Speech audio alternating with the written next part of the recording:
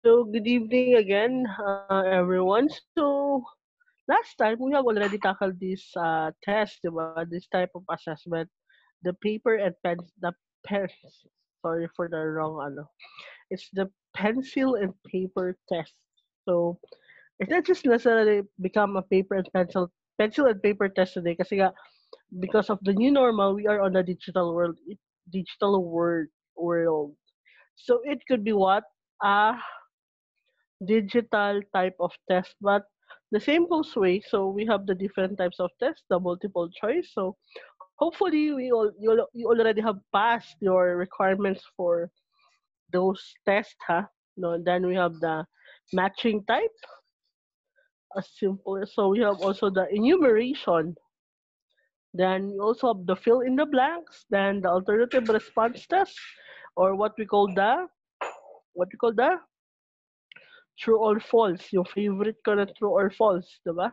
Some of the answers are all true, then sometimes some of it are all false. So hopefully you have studied some of your lessons then. So let's talk about the subjective test. So these are the tests that are done, or the essay test. We have the extended response item, and also we have the restricted response item. So it all depends on your teacher of kung ano yung gagamitin niyang type of essay. So for today, we would be talking about the different types of assessment tools. So yes, we have the different types of tests, the subjective, the objective, but how are we going to grade those tests is very important because okay lang siya kung it would be the uh, objective type of test because we already have the proper answer. Kung ano yung tama, yun talaga yung tama. But we have the subjective. This is one part this is one of the hardest uh, tests to check because if you don't have the criteria, mawawala ka talaga. So, 'di ba, some of your teachers would say, mahaba ang answer nito, tama na ito. But some of the teachers would say, ay masyadong maliit yung answer. So, what would happen? They would say that, blitan na natin ang score nito. So, these are what we have the three performance assessment tools. So, number one is a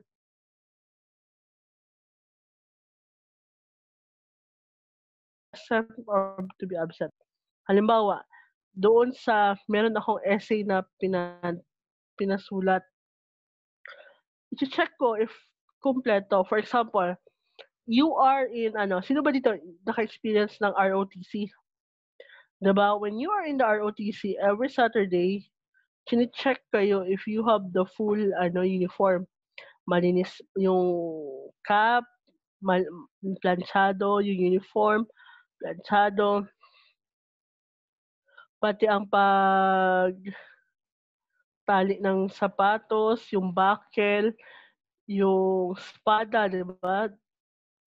Iche-check 'yun. Then in those checklists, 'pag hindi ka umabot doon sa criteria, 'pag hindi mo na-achieve yung checklist, ibig sabihin, you will get a lesser score. Also, one of the best example of checklist is put a finger down. Put a finger down if may jowa ka na. Put a finger down if nag-break kayo ng jowa mo during COVID-19. Put a finger down if naloko ka na. So that's the part of a checklist. That is one of the simplest way to what?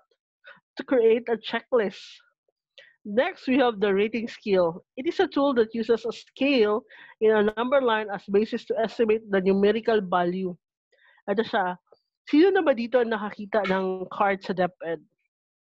Diba? There was a time that your grades in DepEd was ano, yung ginagamit ay letters, hindi siya number.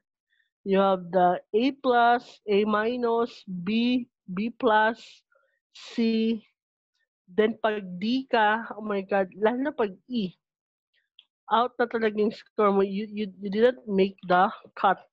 Ibig sabihin, bagsak ka na talaga. So, you also have the grading system of MSU, di ba? MSU and Notre Dame. If you will be used, if pag uno ka, matalino ka. Pag 5 ka, wala na. Wala ka na sa program. And if you, pag 3 ka, failure ka. Pero pwede ka pa mag-stay sa school. But if you would get what, 5, that's a big no-no. So next, rubrics for portfolio. So I know everyone is familiar with rubrics naman, so no need to expound this. So for your assignment, itong gagawin niyo lang. Just maggagawa ako ng doon sa sa chat box mamaya.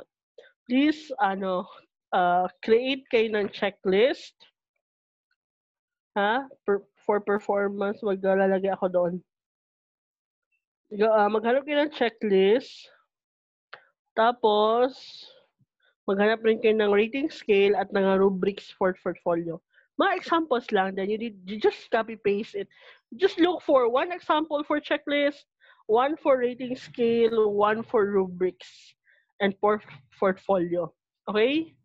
So, ma'am, you do that kasi I will be needing that next week. Lalagay ko lang kung kailan yung deadline doon. So, this ends our first lesson.